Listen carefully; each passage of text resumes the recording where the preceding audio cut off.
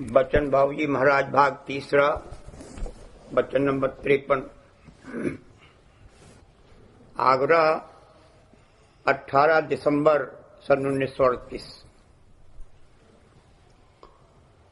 पिंड और ब्रह्मांड दोनों जेल खाने हैं।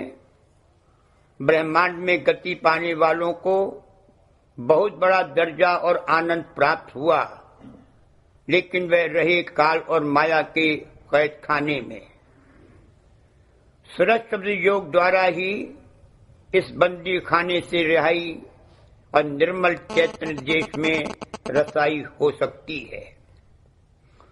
सूरज को इस देश के बंधनों से छुड़ाकर उसको निज देश में पहुंचाकर स्वयं और स्वतंत्र सुख व आनंद प्राप्त कराने तथा उसके निमित्त जतन करने को परमार्थ कहते हैं। इसके लिए पहले तो इस बात की खबर पड़नी चाहिए कि हम यहाँ किस मुसीबत और तकलीफ की हालत में गिरफ्तार हैं, और भी यह कि इस लोक और देश में कभी सुख, चैन और आराम नहीं मिल सकता।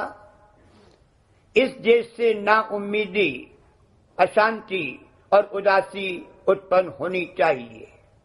तब इस बात की तलाश और खोज करने की कुरेद पैदा होगी कि आया कोई जतन और तदबीर है जिससे हम इस मखमसे और मुसीबत से छूट सकते हैं। अपने अंदर में ये तजुर्बा और हालत पैदा हो तो कहा जा सकता है कि परलोक और परमार्थ की शुरुआत हुई। परलोक और परमार्थ तो नहीं मिल गया, मगर इसका रुख इस जानिब आया।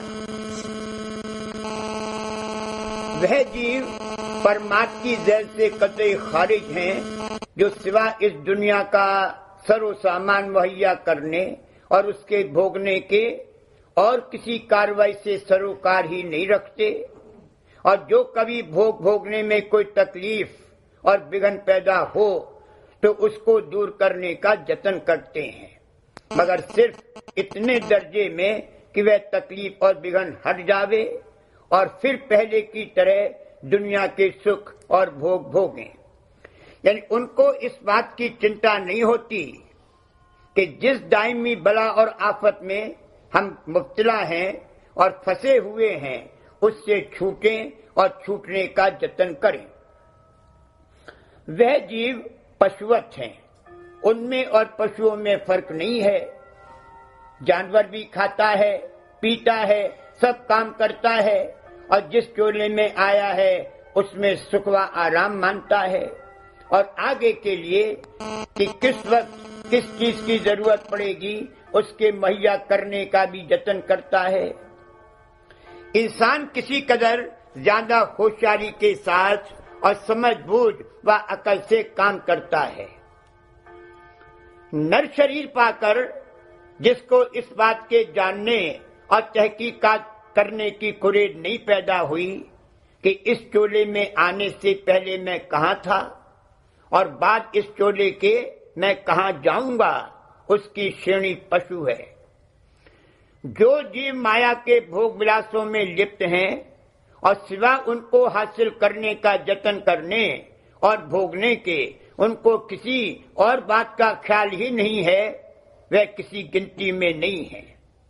इस देश के कायदे के मुताबिक एक मुद्दत तक यहाँ की आस त्रास में बरतने के बाद उनका नंबर आवेगा, और तब उनको इस बात का फिक्र पैदा होगा कि अपनी बहबूदी के लिए कुछ करना चाहिए।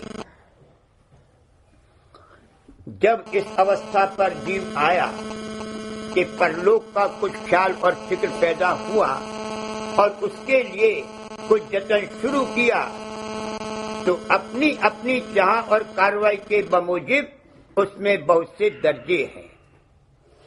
असली और सत्य परमार्थ, जो सब अर्थों के परे का परम अर्थ है, वो तो यही है कि सूरज सब बंधनों को तोड़कर और कैद व जेल खाने से छूटकर जिसमें वह इस वक्त गिरफ्तार है, उस देश में पहुंचे जहां से वह आदि में उतरकर आई थी। इस अर्थ की प्राप्ति के लिए जतन करना परमार्थ है और बाकी जितनी कार्रवाइयां हैं, चाहे उनको परमार्थ के नाम से इस देश में पुकारा जाए, वह सब परमार्थ से खारिज हैं। वैसे तो जिसने जिस अर्थ को सबके ऊपर रखा है और उसके लिए कार्रवाई करता है, वह उसी को परमार्थ कहता है। कोई शुभ कर्म को परमार्थ ख्याल करता है तो कोई परोपकार के काम करने को ही परमार्थ समझता है। शुभ कर्म करने वालों और अशुभ कर्म करने वालों में कोई ज्यादा फर्क नहीं है, सिर्फ इतना कि एक सोने की बेड़ी है तो दूसरी लोहे की। दोनों ही जेल खाने में है। असल में इस जेल खाने से छूटने का जतन करना चाहिए, सो करें क्या? पहले उनको ये तो मालूम हो कि हम जेल खाने में हैं। हाल इन लोगों का, यानी शुभ कर्म या परोपकार या इसी किस्म की कोई कार्रवाई करने वालों का, या उनका जिन्होंने खूब विद्या उपार्जन की और बुद्धि को जगाया और बढ़ाया, ये है कि इन लोगों का समझना न सिर्फ मुश्किल बल्कि करीब करीब नामुमकिन है। जाहिर में बड़ी दीनता का बर्ताव दिखलाते हैं, मगर अंतर में अहंकार की पोट लिए हुए बैठे हैं। ये लोग भी किसी गिनती में नहीं है। अगर नेक नियति से शुभ कर्म या परोपकार आदि किए जाएं, तो उनके फल में इसी जन्म में ख्वाह दूसरे जन्म में यहाँ के सुख और आराम मिल सकते हैं। अगर कोई तप वगैरह किए तो इस लोक के परे गंधर्व लोक, इंद्र लोक, राम कृष्ण लोक, स्वर्ग, वैकुंठ आदि लोकों में वासा मिल सकता है। वहां यहाँ की बनस्पत सुख ज्यादा साफ और देर तक ठहराऊ है। अगर योग के अभ्यास जैसे प्राणायाम, अष्टांग योग, मुद्राओं के साधन वगैरह किए और कोई गति हासिल की, मसलन पिंड के नाके पर पहुंचकर योगी गति और उसके परे योगेश्वर ज्ञानी गति प्राप्त की, तो वो बेशक बड़ा दर्जा है और उसके प्राप्त करने वाले महात्मा पुरुष कहलाए, मगर रहे जेल खाने में ही।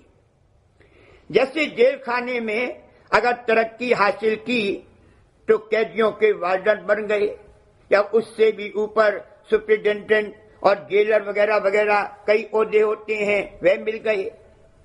असल मतलब जो जेल खाने से छूटने का था वह बरामद नहीं हुआ। वास्तव में बात तो यह है कि संतों के आने से पेशतर जुगान जुग बीत गए, मगर किसी को ये भेद नहीं मालूम हुआ कि पिंड देश और ब्रह्मांड देश, यहाँ तक कि पार ब्रह्म पद भी जीव के लिए कैद खाना और जेल खाना है। नीचे का घाट या लोक या देश जो कि मलिन और अपवित्र है, उसको उन्होंने जरूर छोड़ा और ऊपर के घाट पर जो पाक और पवित्र है जाकर बैठे, मगर ये उनको नहीं मालूम हुआ कि जेल खाने से रिहाई नहीं हुई। ब्रह्म पद में पहुंचकर उन्होंने आनंद प्राप्त किया, मगर वह अमर आनंद नहीं है। आनंद उसको कहते हैं जो बिना परिश्रम और मेहनत के हासिल हो। न जग में चैन और न स्वर्ग सुख है, न ब्रह्म पद में अमर आनंद। उनको परलोक के लिए जतन करने की चाह और कुरेद पैदा हुई और जतन भी किया और परमार्थ मांगा, मगर उससे मांगा और उसके सामने हाथ पसारा जिसने उनके यानी जीवों के गले में फांसी डाली। उन्होंने उपासना की, मगर उसकी जो उनको कैद खाने और जेल खाने में डालने वाला है, यानी काल और ब्रह्म, वही मन, इच्छा और माया और ईश्वर है। त्रिकुटी में ब्रह्म है, सहज जल कमल में ईश्वर है, और उसके नीचे तीन बड़े देवता ब्रह्मा, विष्णु और महादेव हैं। ईश्वर या ब्रह्म या मन जीव का मुद्दई है, क्योंकि उसने सूरत को इस देश में फंसाया है। वैसे ब्रह्म यानी काल सूरत को जबरदस्ती नीचे उतार कर नहीं लाया है, वह ला नहीं सकता है। सूरत पर कोई आलाइश थी जिसकी वजह से उसको यहां आना पड़ा। वही आलाइश आदि पाप और आदि कर्म है। कहने का मतलब यह है कि अगर योग के अभ्यास वगैरह विधि पूर्वक बन सकें और किए जाएं तो वो फल मिल सकता है जो ऊपर बयान किया गया है, मगर जेल खाने से रिहाई नहीं हो सकती। काल का तो मतलब इसी में है कि सूरत इस देश में फंसी रहे और जाने न पावे। अपने देश में वह ऊंची ऊंची गतियां भी देता है और बड़ी मेहरबानी और हमदर्दी करता है, मगर उसी तरह से जैसे कोई जमींदार अपने काश्तकारों के सुख और आराम के लिए इंतजाम और बंदोबस्त करता है ताकि वह उनसे रुपया वसूल कर सके। अगर कोई शख्स किसी हाकिम की खिदमत करता है तो बहुत इनाम इकराम और तमगे मिलते हैं, लेकिन अगर वह उसकी तहत व हुकूमत से निकलना चाहे तो उस पर हर तरह की सख्ती करता है। इसी तरह से अगर जीव काल के देश को छोड़ने का इरादा करे तो फिर वह कोई मुरब्बत नहीं करेगा। पिंड और ब्रह्मांड के परे निर्मल चैतन्य देश यानी दयाल देश और संतों का देश है। शुरू में वहीं से सूरत उतरकर आई थी और फिर वहीं पहुंचे, तब काल और माया के बंदी खाने और जेल खाने से छुटकारा हो। ये भेद पहले पहल संतों ने आकर दिया और अधिकारी जीवों को उपदेश किया कि न सिर्फ इसी लोक को बल्कि ब्रह्मांड को ही, जिसमें पार ब्रह्म पद भी शामिल है, छोड़ो, तब सच्ची निजात हासिल होगी। संत ये उपदेश बराबर वचनबानी में फरमाते हैं। इसको सिर्फ सुन लेना काफी नहीं है, बल्कि उनके सेवकों और सत्संगियों को चाहिए कि वे अपने अंतर में इस बात को गौर से समझें कि पिंड और ब्रह्मांड को छोड़कर सबके परे जो सत्य देश है, वहां सूरत को पहुंचाकर स्वयं व स्वतंत्र सुख और आनंद और पूर्ण प्रेम की अवस्था प्राप्त करना संत मत के अनुसार परम अर्थ यानी परमार्थ है। हर एक कार्रवाई समय के अनुसार होती है। जब तक जीवों में ये चाह और अभिलाषा नहीं उत्पन्न हुई कि हम पिंड और ब्रह्मांड को छोड़कर निर्मल चैतन्य देश में जावें, तब तक संत नहीं पधारे। पधार कर करते क्या, किसको अपने संग ले जाते?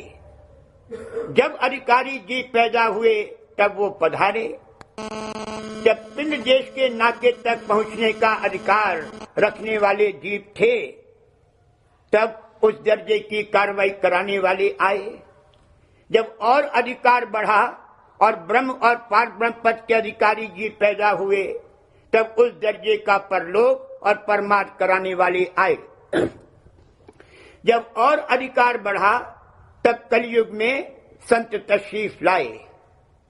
जिसको अपने जीव के सत्य कल्याण की सच्ची चाह होगी, वह संत सद्गुरु की खोज और तलाश करके उनसे जतन और युक्ति का भेद मालूम करके अपनी परमार्थी कार्रवाई शुरू करेगा और रफ्ता रफ्ता बंधन ढीले होकर एक दिन सब बंधनों को तोड़कर सूरत अपने निज धाम में प्राप्त होकर परम प्रेम और आनंद अवस्था को प्राप्त होगी। इसके लिए जैसा ऊपर कहा गया है, पहले इस देश से उदासी और अशांति पैदा होना जरूरी है।